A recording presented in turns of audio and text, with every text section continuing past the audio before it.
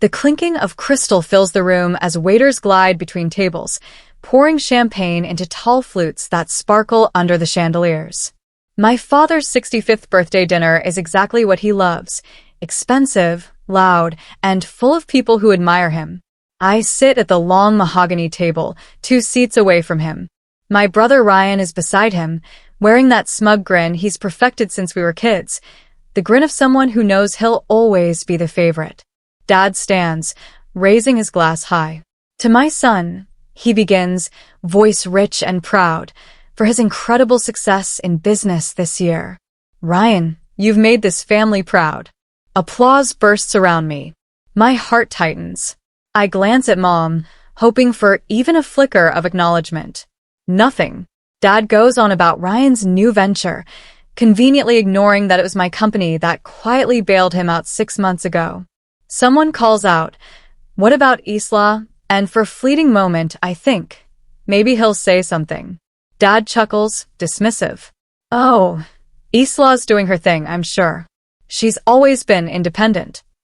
Laughter ripples across the table. I feel my throat close.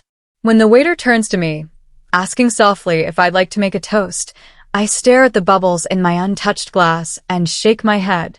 "Not tonight," I whisper.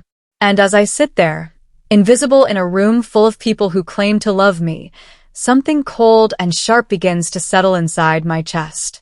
My name is Isla Morgan, and that was the night I decided my family would never ignore me again. Cliffhanger. Ryan leans in, smirking. "Don't take it personally, sis. You've always been background noise." The night air outside is wet and heavy. I walk to my car without saying goodbye, heels clicking on the slick pavement. My father's laughter echoes behind me as I grip my keys so tightly, they leave half-moon marks on my palm.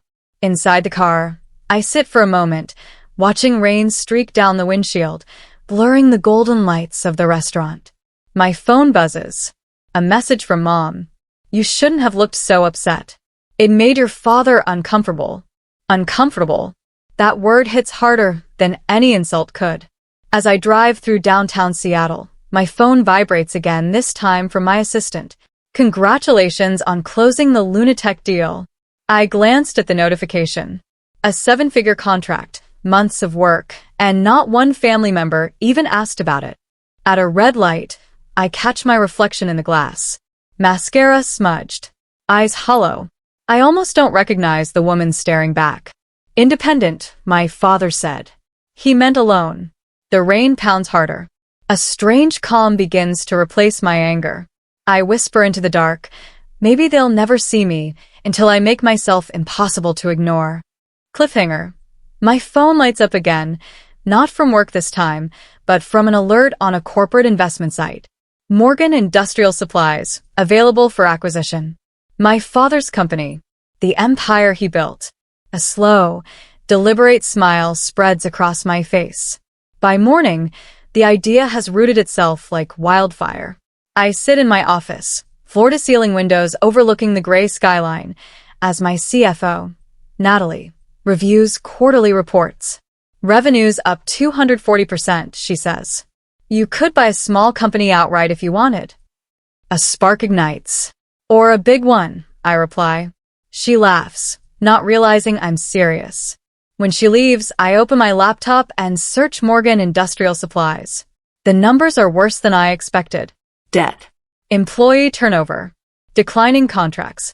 My father's once proud company is collapsing quietly, just like his belief in me years ago.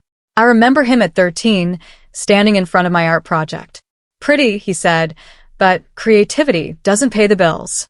Then he turned to Ryan. "Let's get you signed up for business camp." That was the moment the invisible wall began. Now, decades later, I have a chance to tear it down. I pick up the phone and call my lawyer. "I want to purchase Morgan Industrial," I say, voice steady. He hesitates. "Under your name?" "No," I answer, smiling faintly. "Under a holding company." As I hang up, I whisper, "Happy birthday, Dad." Cliffhanger. An email pings almost instantly. Acquisition inquiry received. Below it, another message from Mom. "Dinner this Sunday. Ryan's announcing something special. Don't be dramatic this time." The house hasn't changed. Same white columns, same manicured roses, same chill in the air that always made me feel like an outsider. Mom greets me with a smile, so practiced it feels rehearsed. "So good to see you, darling," she says, air kissing my cheek. "Try to be cheerful today, okay? It's about family." Inside, the dining room is full. Cousins, neighbors, a photographer snapping pictures for Mom's society updates. Ryan stands at the head of the table, brimming with confidence. "I've got some exciting news," he announces. "I'll be partnering with Morgan Industrial Supplies. Dad's company reborn." The room erupts in applause. My fork freezes halfway to my mouth. I glance at my phone. A text from my lawyer. "Acquisition finalized. You're now majority owner of Morgan Industrial Holdings." My heart hammers. I look at my father. He's beaming with pride, completely unaware. "So proud," he says, clinking glasses with Ryan. "We Morgans take care of our own." I sip my champagne, smiling for the cameras. "Oh," I murmur under my breath. "You have no idea how true that's about to be." Cliffhanger. Ryan raises his glass. "To legacy." I raise mine too, but in my mind, the toast is different. "To reckoning." Monday morning, I walk into my lawyer's office. "Congratulations," he says, handing me a folder. "You now own every controlling share of Morgan Industrial. What would you like to do next?" I glance at the framed photo of me and my father on his desk, a much younger me, in braces, grinning awkwardly while he looked bored. The image burns in my mind. "I want to schedule a meeting with the board," I say. He nods. "Under your name?" I smile faintly. "Not yet. Let's call it an introduction." That afternoon, my phone buzzes again. Dad calling. I hesitate, then answer. "Isla," his voice tight. "We need to talk." Ryan's proposal is running into some issues. "We're meeting with the new owners tomorrow." The irony almost makes me laugh. "Tomorrow works," I say evenly. "Good," he says, relieved. Finally doing something useful. After the call ends, I stare out the window as the Seattle skyline glows under the sunset. My family built their legacy by pretending I didn't exist. Tomorrow, I'll remind them who's really running their empire. Cliffhanger. The final email of the day arrives. Board meeting confirmed. Attendees: Thomas Morgan, Ryan Morgan, Diane Morgan, and new owner representative, I. Morgan. My initials. They won't see it coming. The conference room smells faintly of cedar and panic. Morgan Industrial's executives are seated around the long oak table. All older men in gray suits, their eyes darting nervously between my father and Ryan. Thomas sits at the head, posture perfect, like he's still CEO. Ryan leans back in his chair, too relaxed for someone about to beg for funding. I sit quietly in the corner, the consultant the new ownership group supposedly sent to observe. No one questions it. Why would they? I've always been the invisible Morgan. Dad begins. Our proposal secures the company's legacy under family management. He glances toward me, dismissive. Miss Morgan, is it? I'm sure you'll agree family continuity is important. I nod politely. I couldn't agree more, Mr. Morgan. Family legacy is everything. Ryan presents glossy charts, buzzwords, projections that don't make sense. When he finishes, silence fills the room. The lead attorney clears his throat. Before we proceed, we should introduce the new majority owner. Dad smiles broadly, standing. Ah, perfect. Let's meet the new boss. The attorney gestures toward me. You already have. Confusion ripples across the table. I stand slowly, the words steady as steel. I'm Isla Morgan, the new majority owner of this company. The color drains from Ryan's face. Dad's chair screeches as he stands, sputtering. You what? I meet his eyes. Happy belated birthday, Dad. Cliffhanger. The silence breaks with Mom's trembling voice from the doorway. Isla, what have you done? Mom's pearl earrings tremble as she speaks. You bought your father's company? Why would you humiliate him like this? The words hit like tiny knives, but not deep enough to draw blood anymore. I step forward. I didn't do this to humiliate anyone. I did it to save something you both were too proud to admit was dying. Ryan's face twists. You think you can run this place? You're just a marketing girl who got lucky. I smile. That marketing girl increased her company's valuation by 200% in a year. This company's debt ratio, on the other hand, is catastrophic. You've been draining Dad's savings to keep your little empire alive. Dad's hands clench. That's family business. I meet his gaze. Exactly. And now I'm the family business. The board members shift uneasily. One clears his throat. Miss Morgan, perhaps we should adjourn and allow the family to discuss privately. I nod. Of course. But make no mistake, we start restructuring tomorrow. New management, new contracts, new ethics. As the room empties, Ryan storms out, muttering curses. Dad stays seated, eyes cold, voice low. You've declared war, Isla. I adjust my blazer. No, Dad. I'm ending one. Cliffhanger. Outside, as I step into the rain, my phone buzzes, a new email notification. Confidential. Ryan Morgan filed for emergency access to corporate funds, unauthorized. The battle has officially begun. By morning, the gloves are off. Ryan's been calling suppliers, trying to cancel contracts, claiming authority he no longer has. He's even gone to our father's old contacts, begging them to stand by the Morgans. My CFO, Natalie, storms into my office. He's spreading rumors that you forced your father out for revenge. Let him talk, I say. The truth doesn't need to shout, but the truth will need to show. That afternoon, I call an emergency press conference. Cameras flash as I step up to the podium in a slate gray suit. Professional, composed, unbothered. Good afternoon. I begin. I'm Isla Morgan, and I'm proud to announce a restructuring of Morgan Industrial into a sustainable, innovation-driven company. A new chapter, built on transparency and performance, not favoritism. Behind me, a slideshow of new partnerships lights up the screen, deals my father never thought I could land. One journalist asks, "What about your family's involvement?" I smile faintly. Family legacy is built on contribution, not entitlement. The next morning, my father's photo appears in the Seattle Chronicle with the headline, "Former CEO ousted in family takeover." He looks small, older, furious. Cliffhanger. That evening, I receive an unmarked envelope slipped under my office door. Inside, one note. You've gone too far. Watch your back. The signature is unmistakable, Ryan. 3 days later, Mom calls. Her tone is sweet, too sweet. Your father wants to invite you to dinner. Just to talk. I know better, but I agree. Because predators always expose themselves when they think their prey is comfortable. That evening, I walk into the old family dining room again. Same chandelier. Same china. Different energy. Ryan's there, pretending to scroll on his phone.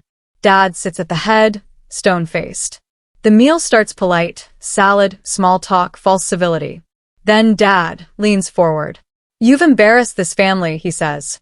You need to return the company before this goes public. It already is public. I reply calmly. You should be thanking me for saving your reputation. Ryan slams his hand on the table. You're a parasite living off Dad's legacy. I tilt my head. Strange. Parasites usually feed on something alive. The silence is electric. Mom whispers, Isla, please. You're tearing us apart. I look at her. No, Mom. You did that the moment you decided Ryan's comfort was worth more than my existence.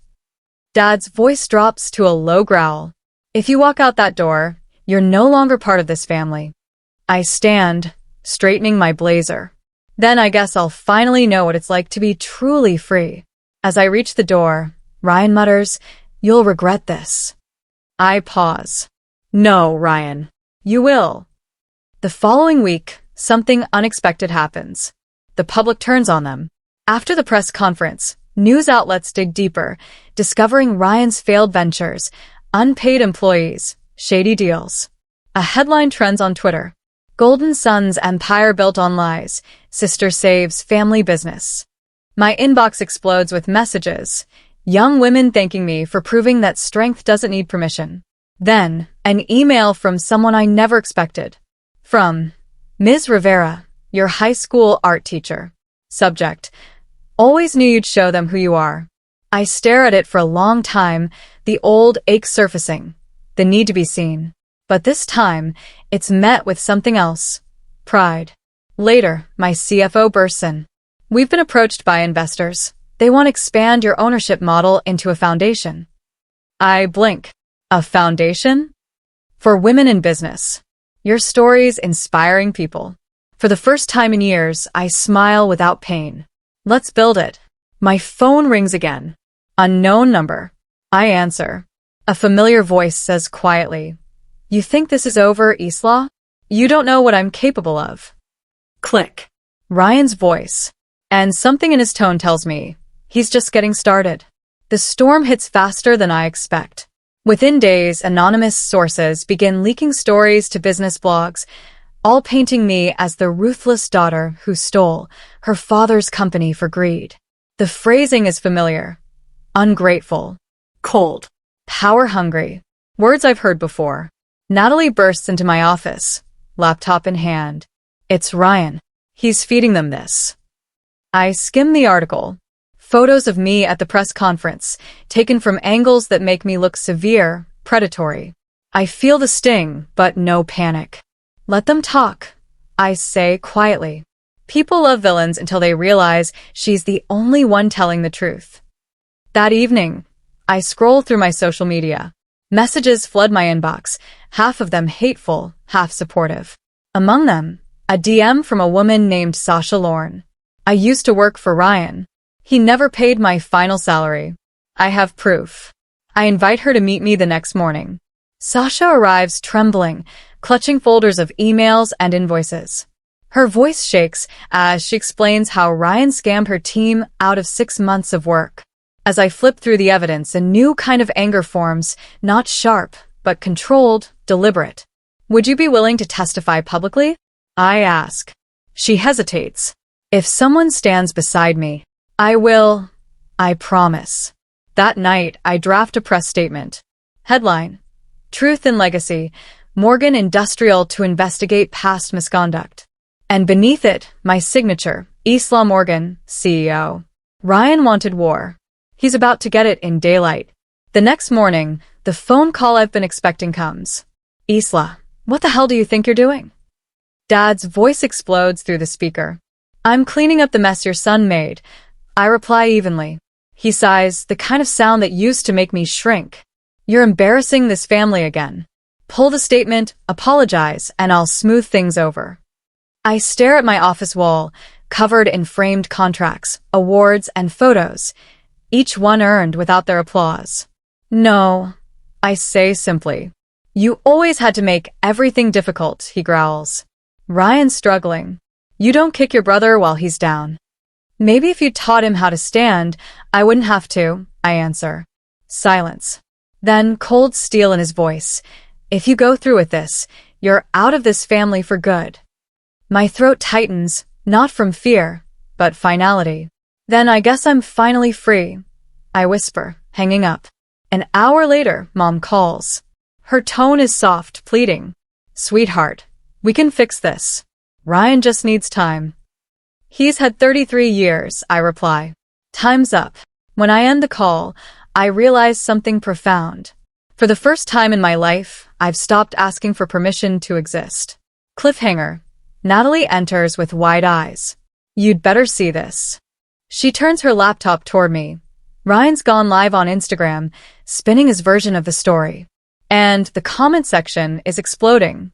Ryan's face fills the screen, tearful, rehearsed, performative. He sits in a luxurious living room, talking directly to his audience. I've tried everything to keep peace in this family, he says, voice trembling. But some people only care about control. I almost laugh. He's weaponized victimhood like an art form. He paints himself as the betrayed son, the humble entrepreneur, the loyal child abandoned by his cold-hearted sister. And it works. Comments flood in. Poor Ryan. She's jealous. She must have serious issues. For a moment, the old pain resurfaces, the ache of being misunderstood. Then I catch sight of the folder Sasha gave me. Proof. Facts. Receipts. Play his game, Natalie warns. No, I say. We're not playing. We're telling the truth. Within an hour, I post an official response video. Direct, calm, factual. I start with, "Hi, I'm Isla Morgan. You've heard a story today, but you deserve the truth." I show the unpaid invoices, the fraudulent emails, the legal records. No venom, just quiet certainty. Then I end with, family isn't immunity from accountability. It's responsibility. And that's what I'm rebuilding. The clip goes viral overnight. Support floods in. Ryan's sympathy act crumbles as journalists begin fact-checking his claims. Cliffhanger. That night, my phone rings again, this time from an unknown number. A familiar voice whispers, "You think the public can save you? You don't know what Dad's planning." Then the line goes dead. The next day, I find out what Dad's planning. Natalie storms into my office again. He's trying to take back control. He filed a petition to challenge your ownership, claims you used family funds. My chest tightens. That's impossible. Every dollar came from my company. She nods grimly. He's twisting the Lunatech merger, saying you funneled family investment capital. It's a bold move and a desperate one. My legal team meets that afternoon. His petition's weak, my attorney assures me, but it'll drag your name through mud for weeks. Exactly what he wants. That night, I sit on my balcony overlooking the city, the wind cutting sharp against my skin. I think about every dinner I sat through where my achievements went unnoticed, every time Dad said, "Your brother just needs this more than you." And now, he needs my silence more than ever. But he's not getting it. The next morning, I issue a public statement. Effective immediately, Morgan Industrial will transition to the Morgan Foundation, a nonprofit investing in young women's innovation and leadership. All assets redirected. Untouchable. Dad's plan collapses the moment it's announced. The board supports me unanimously. Investors applaud the moral pivot. Cliffhanger. That night, my mother shows up at my apartment, rain-soaked and shaking. "Your father's furious," she says. "He says you've destroyed him." I look at her calmly. No, Mom. I just stopped letting him destroy me. The following week feels surreal. News outlets run headlines like, "Daughter turns father's empire into force for good. Accountability or betrayal." The Isla Morgan story. Public sentiment shifts, not because I fought harder, but because I stood still. Unapologetic. When I walk into the office, the employees applaud quietly. One of them, a middle-aged engineer, says, "Thank you. This place already feels different." I thank him, but my hands tremble once I'm alone. It hits me then. I've won battles, but I'm still grieving a war I never wanted.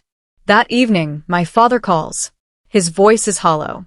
"You humiliated me." "No," I say softly.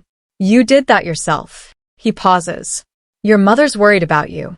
"I'm fine," I reply. For the first time in my life, I actually am. After the call, I post one final statement online. Family isn't defined by who shares your name, but by who shows up when you need them most. Within hours, the quote spreads everywhere, reposted, remixed, turned into art, stitched into videos of women leaving toxic families. My inbox fills with stories of people finding courage through mine. And for the first time, I feel peace, not because I hurt them, but because I finally stopped letting them hurt me. Cliffhanger. As I close my laptop, a message appears from a blocked number. "We need to meet. There's something you don't know about Ryan's finances." And suddenly I realize this story isn't over yet. Great. Now we move into chapters 16 to 20, the final reckoning and emotional transformation arc. This act is where the story sharpens emotionally and thematically. The truth finally surfaces, Isla's composure is tested, and the story transitions from revenge to rebirth. Every chapter, 250-plus words, is cinematic, emotionally rich, and structured for viral pacing, intense hooks, high-stakes reveals, and a satisfying, human-centered emotional payoff. The message from the blocked number lingers in my inbox all night. By morning, curiosity wins. It's from a financial analyst named Evelyn Hart, a former accountant from Ryan's failed startup. She wants to meet. At a small cafe near the waterfront, Evelyn slides a folder across the table. "He's in deeper than you think," she says. I open the folder and feel my stomach drop. Fake invoices. Shell companies. Loans signed under our father's name. "Ryan's been siphoning money from your father's retirement for years," Evelyn says quietly. "He forged signatures. Your mother knows." My world tilts. She knows. She covered it up, Evelyn confirms. He told her it was temporary. The words slice deeper than I expect. All those years Mom scolded me for not understanding Ryan. She didn't just excuse him, she enabled him. When I leave the cafe, the city feels colder. By evening, I'm sitting alone in my office, the evidence spread out before me. The scandal could destroy them completely. Prison time, public humiliation, everything. Part of me wants to release it, but another part whispers, "You don't need to destroy them to be free." Still, silence isn't an option. Cliffhanger. I pick up my phone, call my father, and say 5 words I've never said before. "Dad, we need to talk."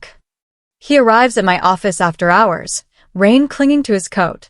For the first time, he doesn't look like the man who controlled every room he entered. He looks smaller. I slide the folder toward him. "Recognize any of this?" He flips through the pages, jaw tightening with each document. When he finally speaks, his voice cracks. "How long have you known?" "Not long enough," I reply. "Ryan forged your name. He's been using your accounts. And Mom knew." He presses a shaking hand to his forehead. "He said he'd fix it." "I didn't." "You didn't want to see it," I interrupt. "Because seeing it would mean admitting your golden boy is just another entitled man you built from excuses." The words hang heavy in the room. He looks up, eyes red. "You really hate me, don't you?" I exhale slowly. "I don't hate you. I just finally see you clearly." For a moment, silence stretches, thick, unspoken, final. Then I hand him an envelope. "These are the legal documents. If you cooperate with the investigation, you'll be protected." He stares at it like it burns.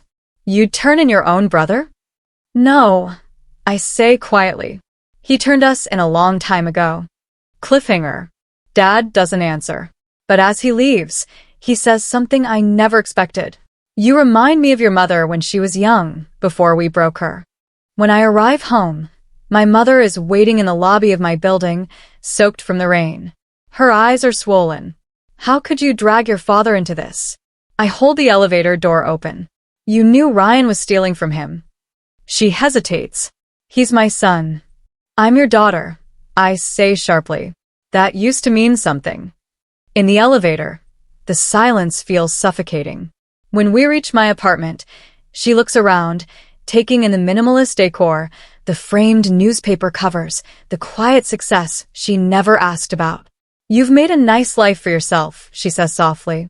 "But do you ever get tired of being alone?" The question lands like a dart because she means it as a wound, not concern. I meet her gaze. "I'd rather be alone than invisible." Her composure cracks for the first time. "You think you're better than us now?" "No," I whisper. "Just healed." She turns to leave, but pauses at the door. "Your father's not as strong as he looks, Isla. Don't ruin what's left of him." After she's gone, I sit in the silence, her perfume still lingering in the air. It's not guilt I feel, it's mourning. Mourning for the mother I never had. Cliffhanger.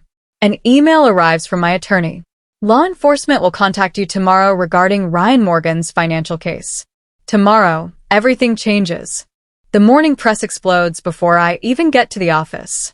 Local businessman arrested in multi-million-dollar fraud case. Ryan's mugshot floods every screen. Within hours, journalists swarm my company, asking for statements. I issue one short line. No one is above accountability, not even family. The rest of the day is chaos. My phone vibrates nonstop. Investors, employees, old classmates, even my Aunt Meredith from Oregon, suddenly concerned. By evening, Mom calls again. She's crying this time. "You've destroyed your brother's life." "He did that himself," I say, voice steady. She sobs. You don't understand what this will do to our family name. Maybe it's time our name actually meant something honest. I hang up before she can answer. Later that night, I drive to the waterfront, the same spot where I once dreamed of my father's approval. I watch the city lights shimmer across the dark water and feel nothing. No satisfaction. No regret. Just peace. For the first time in 30 years, no one owns a piece of my silence. My phone buzzes. This time a text from Dad. I told the truth to the investigators. You were right. And beneath it, I'm proud of you, Isla. The words I've waited my whole life to hear, arriving too late to matter, yet still landing like sunlight. 3 months later, the dust begins to settle. Ryan faces trial. My parents retreat from public life. The headlines fade, but something new begins. The Morgan Foundation for Women in Leadership officially launches, fully funded, fully independent. On the opening night, the gallery hall glows with warm light and quiet celebration. Women from every background fill the space. Students, creators, entrepreneurs. Natalie raises a glass. To the woman who turned pain into power. Laughter and applause ripple through the room, but my focus drifts to the back wall, a photo installation of the company's journey. Among the photos is one of me as a teenager, paint-stained hands holding a ribbon at an art fair. The caption reads, "The girl they didn't see, and the woman who made sure others would be." A lump rises in my throat. Evelyn, the whistleblower, hugs me. "You gave us hope," she whispers. After the event, I step outside into the night air, the foundation's logo glowing softly behind me. The city feels alive in a way it never did before. Not because I proved them wrong, but because I finally stopped needing to. As I unlock my car, a black sedan pulls up beside the curb. A window rolls down. Inside, my father. He looks older, humbler. "We need to talk, Isla," he says quietly. "About your mother." The air feels strange, thick, uncertain, as I slide into the passenger seat of my father's car. He doesn't start the engine. We just sit there, the hum of the city faint in the background. His face looks older than I remember. Grief has carved deep lines into the man who once towered over my every decision. "I won't take long," he says. His voice is quieter than I've ever heard it. "Your mother didn't just cover for Ryan. She pushed me to." She was terrified that if he failed, people would see us differently. The perfect Morgan's cracked. I study him carefully. He isn't asking for forgiveness. He's offering context, a desperate kind of truth. "She said we had to protect the image," he continues. "That it didn't matter if we hurt you in the process." "You were strong," she said. "You didn't need us." That sentence slices through me. He looks down at his hands. "I let her decide who we were. And I let you believe we didn't love you. That's my sin." Silence stretches between us, the kind that carries decades of missed apologies. "Dad," I say finally, "love without accountability isn't love. It's vanity." He nods, a single tear breaking through his practiced composure. "Then maybe this is the start of accountability." He reaches into his jacket, pulling out a folded letter. "It's from your mother. She's in treatment. She wanted me to give you this." I take the letter, heavy as an anchor, and step out of the car. I don't open it. Not yet. At home, I set the letter on my desk. For hours, it sits untouched, whispering memories I'm not sure I want to hear. Finally, I unfold it. The handwriting is elegant and steady, just like hers. "My dearest Isla, I won't justify the choices I made. I thought control was love. I thought keeping appearances would keep our family safe. I was wrong. I envied your strength, your independence, the way you built without us. Every time I looked at you, I saw the woman I never became. You were right to walk away. Maybe someday you'll walk back, not because we deserve you, but because you've outgrown the pain." "Mom." I reread it twice, waiting for the wave of emotion that never quite comes. It doesn't hurt, it just feels final. I realize sitting there that forgiveness isn't about erasing what happened. It's about releasing what doesn't deserve space anymore. I light a small candle on my windowsill and hold the letter over the flame until it curls into black ash. The The smoke rises soft and free, just like I finally am. The next morning, my assistant knocks on my door, holding a bouquet of white orchids. These just arrived. No card. But I already know who they're from. Weeks later, I agree to meet my father for dinner. A neutral place this time, a small Italian restaurant overlooking the harbor. When I arrive, he's already seated. No wine, no show, just a quiet plate of pasta and 2 glasses of water. He looks up, nervous. "You came." "I said I would," I reply, sitting down. For the first time, there's no tension, just 2 people who've finally stopped pretending. "I wanted to say thank you," he says, "for not letting us destroy everything. For being braver than I ever was." I nod slowly. "You don't owe me gratitude. You owe yourself growth." He smiles faintly. "You sound like your mother when she first started therapy." I smile back. It feels okay. Imperfect, but okay. We talk for hours about business, about Ryan's pending sentence, about nothing and everything. When the check comes, he insists on paying. "A father's duty," he says softly. As we leave, he pauses by the door. "You've become everything your mother and I couldn't see. I just hope one day you'll let us know you again." I nod, not promising, not rejecting, just acknowledging the possibility. That night, when I return home, a notification lights up my phone. The Morgan Foundation shortlisted for National Impact Award. And suddenly, the future feels wide open. The auditorium is filled with light and applause as I step onto the stage in a navy dress that feels like armor and freedom at once. Cameras flash, but all I see are the faces of women from the foundation, students, engineers, dreamers smiling up at me. The presenter hands me the microphone. For transforming personal pain into public empowerment, we honor Isla Morgan. The applause swells, and for a moment, I can't speak. The girl who once sat invisible at her father's table finally has the floor, and the world is listening. I grew up believing love had to be earned. I begin. That silence was strength, and approval was oxygen. But strength isn't silence, it's voice. And family isn't who celebrates you when it's easy. It's who believes in you when no one else does. The audience stands. Tears shimmer in the lights. Somewhere in the back row, I see my father. He's not clapping for appearances this time, he's clapping for me. After the ceremony, journalists swarm, but I slip away to the side door, where Natalie waits, smiling. "You did it," she says. "No," I answer softly, looking back at the stage. "We did." My phone buzzes, an email from my foundation director. A young woman named Maya sent an application. "You should see this one personally." The name feels familiar, like déjà vu waiting to happen. A week later, I meet Maya in the foundation studio. She's 19, nervous but bright-eyed, holding a camera bag too big for her shoulders. She talks fast, full of ideas about a documentary she wants to make about women rebuilding after family loss.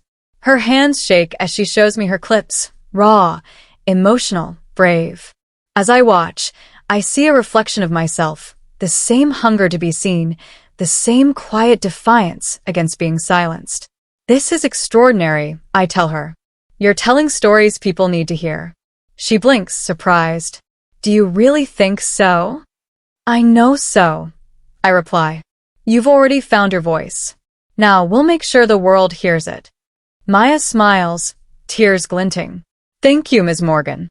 When she leaves, I walk through the foundation's halls, photos of scholarship recipients lining the walls, their dreams becoming tangible. Outside, the city hums softly in the distance. I think about the Porsche, the company, the headlines, all the symbols that once defined my worth. None of them matter now. Legacy isn't built from revenge. It's built from what you give back after the healing.